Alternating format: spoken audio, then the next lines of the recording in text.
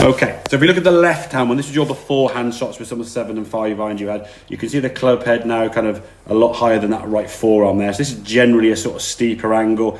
Left wrist a little bit cut as you come back down. And this steeper angle here now is going to cause that club to come in the golf ball. Steeper, potentially at the ground first and open, and then your fix of that is a bit of a flick with the right hand. It's inconsistent result. Exactly. It's basically you've got, as I said, the cup left wrist sends the ball that way. The steeper over the top movement is going to try and send the ball this way. The bottom hand's going to try and send it this way. Your weight's going to try and send it that way. Whichever wins, the ball may, by chance, go dead straight. But you don't really know how it's going to go straight. Is it going to be a good strike straight? Or is it going to be thin? Is it going to be fat?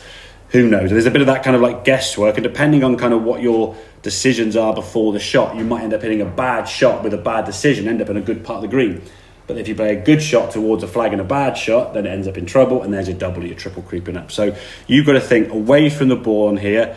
You can see the left wrist. See how the club now is coming to that right forearm there now? This is working a lot shallow without you trying to shallow. We haven't said about shallowing the club.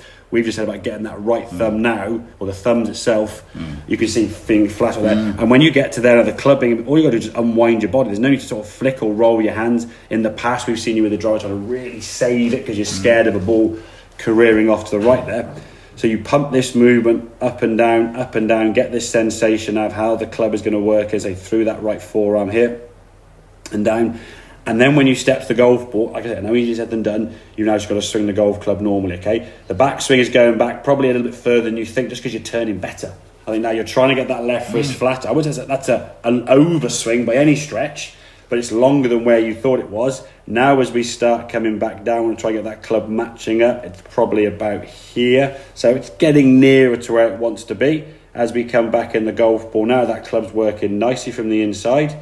Okay, shoulders are nice and square, that club's nice and shallow. In your mind, in days gone by, if the left wrist had been cupped, that ball's going over here. But because the club face now is flatter and squarer, when you hit it, there's no flick or scoop with your arms there, you're just unwinding the body. Then we can swing through the target, full swing, get the nice little draw there, and then we can get your amber green. The green, I mean, you had 16 green in a row, just like perfect strikes with the wrist and so on. Obviously, the contact isn't always good because the body could have been leaning back a little bit and some of the things we talked about, but at least you're getting from where it was red, where it was quite cupped, to less cupped, yeah?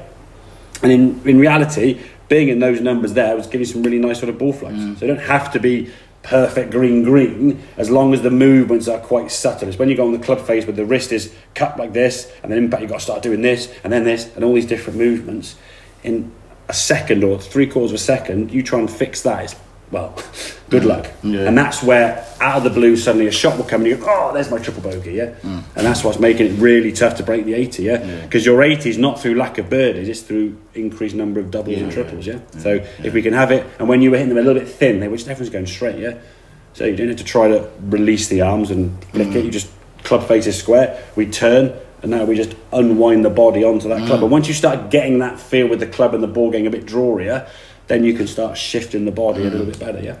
Make sense? Yeah, totally. Good stuff, right?